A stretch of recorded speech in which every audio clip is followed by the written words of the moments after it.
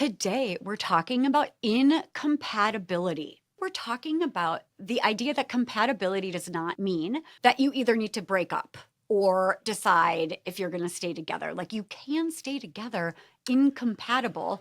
We're going to teach you new ways to look at compatibility so that you can decide what are the pieces here that we're not compatible on, and are they deal breakers, or could I learn how to view my partner a little bit differently and enjoy their casual lifestyle? By the way, and I love this topic because I can't tell you how many times people will say, I don't think we're compatible, Yeah. or we're just opposites. And I do not believe that opposites necessarily attract 100% of the time. I don't believe that compatibility is defined in one way. And I think though that it is a topic that every relationship should talk about. Like, what are our goals? So we want to talk about like what to do if there is, in your experience, incompatibility in your relationship. And we're talking a lot of times. I mean, there are married couples that are thinking, we just don't have a lot in common. I don't know Mhm. why we got married. We should have never done that. I've heard that. I've also heard that people who are dating are like, I don't know if I should continue with this person That's after a right. year or two. Mhm. And there are oftentimes forks in the road where people are trying to dissect, like, do I want to continue or not? And I got to be honest, it's pretty easy for me to ask the questions that get people to the place where they understand where they're at and what they want to do. Right. It's But 9 times out of discernment, 10, it's discernment. But I also think 9 times out of 10, it's about communicating. which Communication is is why always the issue. so we're going to give you some tips that if you really want to work on your relationship, but you feel like, oh my God, we're so incompatible, don't give up. We're going to give you some fresh ways to look at your partner and to look at the relationship. I'm going to also add on to this that we're not just talking about romantic relationships. We're also talking about great friendships. We're talking about who you hang out with. That's really tough and intense, It is. especially after the election. I knew you were going to bring that up. Well, because I agree with you. we're all struggling. All of Yeah. my clients, we're just like, what do we do about the friendships where we feel like, how do we talk about anything other than do we agree about like basic human rights? Yeah, Where, I'm not someone who does well with that. I'll admit, because I think that's inherent. I think, and I just think it's really basic. Like, I don't know why I would think I deserved something that someone else didn't deserve. It just doesn't make any sense. so So you're right about maybe, this. well, okay, so how about this? Let's just play around with the idea that we also might be talking about good, close friendships. Yeah. However, Yep. this really, I'm sure there are a lot of couples right now after the election trying to figure out if the incompatibility is a deal breaker. So let's just dive in and see if we feel like it's friendships or just romantic I really think relationships. it's both, and I'm going to go there right away because, as someone who is by choice not in a relationship, the people that I hang out with and spend my time with, um, compatibility becomes really important. I just celebrated my birthday with people in Italy last year, a very privileged experience, and I own that. And we had a beautiful, beautiful experience. But all of these people are so freaking compatible. They still have contact with each other. They have contact with each other outside of me now. And I would say a lot of them are real opposites. So maybe we start with just talking about new ways to look Yeah. at incompatibility. And one is, what if you started celebrating the differences and started instead of just noticing how different, but the idea that like that's what makes us beautiful Yeah. and brings something new to the relationship. Yeah, I don't, but here's the difficult part of that. And you referenced the political climate right away, and I don't Mhm. want to focus just on that because I think we all know that there's a big divisiveness in this world. And I'm not going to celebrate someone who thinks women shouldn't have access to their bodies or rights to control what happens to their bodies. I'm not going to celebrate that. I'm not going to listen to that. I think that's a really silly thing to do. Or that people of the same sex or can't love each other and have the same rights as someone who's in an opposite sex relationship. That's just malarkey, and it's historically just ridiculous. So I'm not even having those conversations. Another, work on the expectations. So I mean, it kind of goes to all different types of ways. Like, if you are in a relationship where you feel like there's incompatibility, those areas of incompatibility can be negotiated. And is there a compromise you can have? And we're talking really big things. Like if someone's an outdoors person, likes camping in the woods, and the other person is only a glamping, is it called? A glamping. That's me. Yeah, I'm You're not a talking to glamping. me. I've gone camping with my buddy for the first time a couple years ago. I loved it. Okay, number 3, focus on what is there, the emotional connection. Who cares about the incompatibility if you guys actually have a beautiful emotional connection? And of course, the next one, communication. So I really think communication, like if you have differences and you're struggling with those, and again, it can be anything from the food that you like to eat, or whether you like to go in or out for a movie and rent it on Netflix or whatever else. We got so many places to rent movies, or go out to the movie theater. People are different. It was late last night and my buddy was like, let's go to karaoke. I'm like, I'm really tired. He's like, let's go. So I did. I know. And then I was like, compromised. I'm going to bed. And You were like- you and I was sending you had an photos. entire life after that between then and now. You like lived 5 lifetimes. But you know, it's compromise, right? You find compromises even in your friendships. Loved it. I had a great night as a result I mean, of it. I'm karaoke obsessed. I know you are. You are going to sing with me. Oh my God, I love it. Endless so much. love. And it's also such a fun thing to do in the winter when you can't actually get outside. Also, I want you to remember we are dynamic, growing creatures. It's not like you're looking at your partner right now and this is who we're going to be the rest of our lives. Is it possible that you can cultivate and create a few shared hobbies? Start to lean towards being interested in similar things. So like find common ground, you're saying. Yes, like hobbies, Activities. do stuff to So get that's the creative. compromise part, right? Like that's the honest communication toward getting to something that both of you can do. Another area is to accept areas of disagreement. And this is tricky. We all have deal breakers about that. There are things that we can't do. There are things that we can do. And we have to all decide for ourselves, like, is it going to drive us crazy to be with this person who has these either belief systems or likes to do these activities or keeps pressuring us to do things we don't want to do? I think that's where we got to go. And, you know, I think I got to be honest. This is where it gets tricky for me, Talia, because the people in my life now are the ones that I have compatibility with. Yes. We all do the same things. Is it possible you're just not that open-minded? Not Doug, you, my friend. Is it possible you need to be more open-minded and that it's okay that they're not like you? What if something they're into is actually really cool and you need to grow and learn? Well, but that's about being open to that. And some people, by the way, you just don't have to. Like, I got to be honest, there are things that at this point in my life, I'm not going to do. I'm not going to jump from an airplane. That's going to drive me absolutely crazy. It's not going to be worth it. Well, then we can't be friends. I'm not going to go. I can barely go up the Eiffel Tower. I can barely drive up Big Bear Mountain in California without getting like panicked about going off the side of the cliff. So if I needed you to be into heights, Nope. to be friends. Well, that would be a silly condition. But if it is a If we condition, break guys, I'm up, not doing that's it. why. I'm actually terrified of heights too. So that won't be it. Think about where you will be in life in the next decade and get honest with yourself about it. I think this is about growth, and this is about looking ahead and seeing, like, where do you want to go in your life, which is a really amazing thing to do on an ongoing basis. I'm also going to own, though, that that's a very privileged place to be, to have that openness, and it oftentimes will cost money to do some things that you might want to do. But plan and strategize and imagine what it is that you want to do, because right now you might not be open to it, but in the future you might be open to it, and we'll see what happens. And just the idea that incompatibility does not mean that you have to break up. But if these things are deal breakers, they're deal breakers. And Doug's going to lead us in the next portion of when it's time to run for the hills. If you and your partner, spouse, friend are constantly in conflict and constantly arguing about it and getting into fights about it, like if they're keep pressuring you to do that hot air balloon, and I'm like, I'm not getting a hot air balloon ride because I'm going to fall off the side. Or push you off. I am like, I'm positive I would fall out.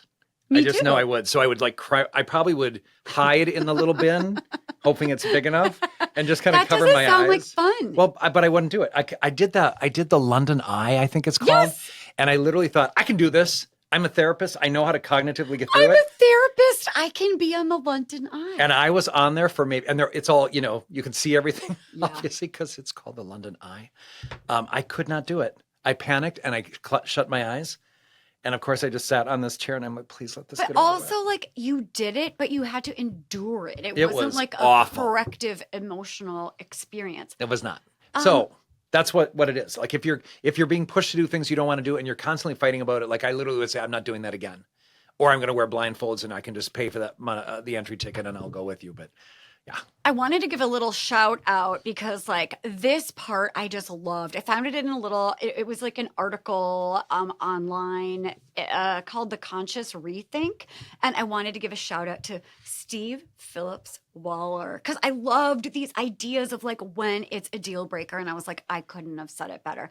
The second one is when it causes one of the partners to compromise their values. This feels so important because that really might be like if you feel good about who you are and the way you're showing up in the world, that's a value system. And if your partner wants you to be different than you are in terms of just like a basic value system, that's a deal breaker. And along with that, like if you're compromising yourself too much, you're probably not yourself in the relationship. Yes, And that there's is something so true. And so honestly, the goal in life, I always tell people the goal of therapy is to live an honest life.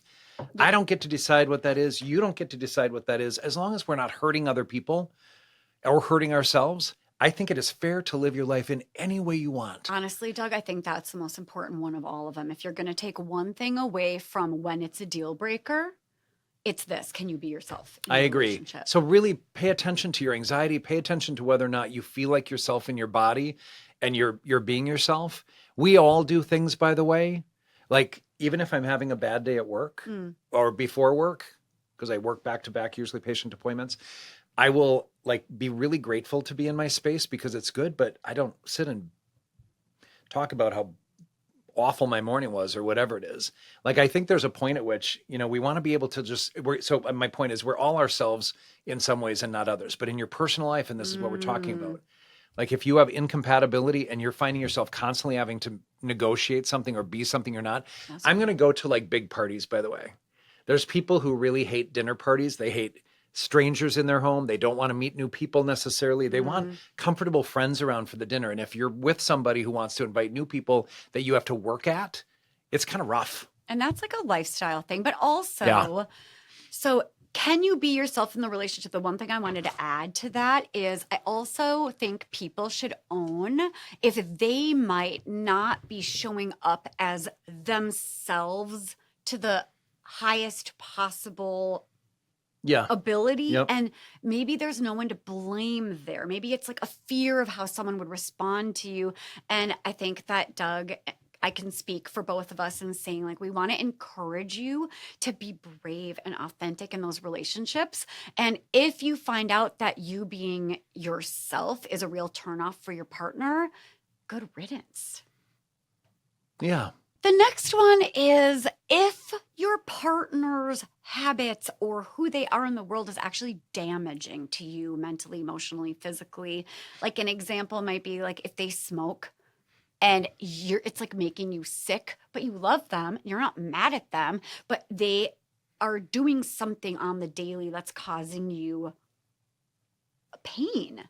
Or like if they have other maybe like unhealthy habits that really are not good for you growing and feeling good physically, mentally, emotionally in the world. You know what's weird is all that comes up for me, and I was kind of dissociating about peer pressure in our younger years. That explains why you were looking right through me. I was not. I thought you were looking. I didn't even know you were in the room. But It's like when you're in high school and you want to fit in, and so you do things like smoke or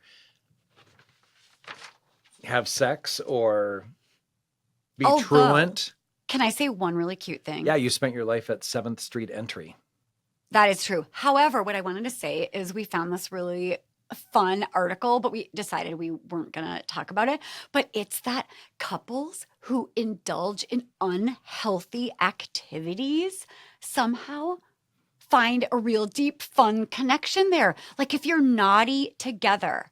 I just thought that was really cute. and fun. I don't have any examples of that. No, Doug is real straight and narrow. Totes all the way.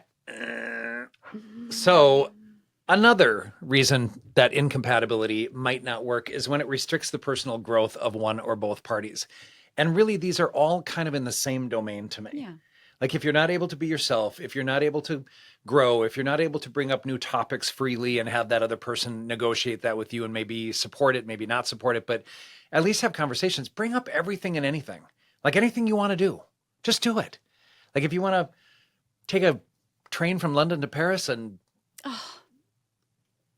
have a crepe and then go back to London that day, same day, which I've done once. Yes. It was really fun. Please. I know. So yeah, I mean, I think that's the thing. If you are not, again, enjoying life, if you don't feel comfortable, and getting out of that comfort zone is what kind of we're talking about too. Like you can get out of your comfort zone a little bit. I've done things I don't want to do sometimes.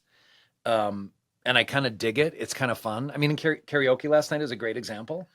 Like I was already tired. It was late, but we lived down the street. So we just walked over there. And no one has ever said, I wish I didn't go out and karaoke. I do think maybe some of the people who sang last night might be having that experience. Who sang or who listened to you guys sing. That's not funny. Another deal breaker Yeah? is if you feel just a burning, rising resentment. Burning. That's not good. Resentment, bad. It's one of Gottman's 4 horsemen of the apocalypse. It's poison. And you might want to ask yourself, is this my issue? Do I need to be more open-minded? Do I need to be on meds for anxiety and my control issues? Or is this really like the way they are in the world is driving me fucking nuts? I'll tell you too. So it kind of flows into maybe a final thought on how to manage and maybe just kind of know that there's a dead end to this relationship. You mentioned control. If you feel controlled, if you feel you're not heard anymore, if you feel like you've kind of lost yourself and that person has kind of manipulated you into being someone that you're not, might be time to take off. Except I think before you do that, I think you need to say something. I think you should say, you know what, I'm not feeling like you're listening to me. I don't feel like this is like a mutual thing. I oftentimes will encourage with couples, like you pick the date night this week, you pick the date night next week. You both have to do what the other person wants, unless you're really, really opposed to it or have a shrimp allergy and they want to go to a Bubba Gump shrimp place. Because that is reason for divorce right there. I was going to say the same thing. I was also just going to be like, but before you decide it's completely over. Do you mean Bubba Gump shrimp you were going to say? No. Before you decide Red it's Lobster? completely over. God, you're so hard for my ADHD sometimes. I wish I had like horse blinders. Before you say goodbye forever, ask yourself, am I showing up as someone who's communicating my needs fully myself? If there is a power differential problem, have we just gotten into a terrible rut? Are we just in a bad, like a bunch of bad habits and a bad dynamic? Can we save it by just being like, we need a reset? Or just if you aren't finding your person is receptive, run. This is a whole nother episode. But I also want to say that if you need to leave that friendship, that relationship, that marriage, whatever you need to do, you really don't owe anyone any explanation. You get to take care of yourself. All of these deal breakers kind of speak to me like, if the other person hasn't been hearing you, it's okay to take off. Yeah. That's a way to honor yourself. We want to live our best life, Well, which I encourage all of you to do. if you got value from today and if you want to see more of us, find us on the socials if they're still around by the time this airs. We are on TikTok. We're Not Fine. We are on YouTube, which I feel like we want to lean into. We're Not Fine. Dr. Talia Jackson. Instagram, douglasljensen with an E-N. And We're Not Fine Pod. And of course, we have a website called we'renotfine.com. Fascinating. And if Tell you me have more. any questions, anything you want us to cover, anything that you're bothered by that we've said, we want to hear it It'd all. probably be about Doug because I'm just beloved by all. If you're struggling with narcissism, in a co-host, A or lack of self-centeredness, self-awareness. or an inability to see the world in a realistic way, please let us know. Delusions. We will of absolutely address grandeur. that on We're Not Fine. And if you like us or if you hate us, just press like and subscribe and write a review if you want to. It would be lovely. We would love to hear from you. Send this episode to anyone you think could find value in it.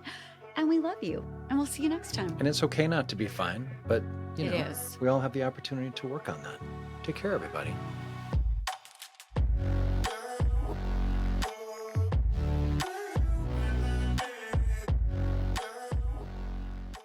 This podcast represents the opinions of our hosts and guests. The content here should not be taken as medical advice and is for informational purposes only. This podcast also does not establish a standard of care, doctor-patient, or client relationship. No guarantee is given regarding the accuracy of any statements or opinions made on the podcast or website. And because each person is so unique, all listeners are encouraged to connect with counseling and medical professionals for assistance with their personal journey. All people, places, and scenarios mentioned in the podcast have been changed to protect the privacy of those involved.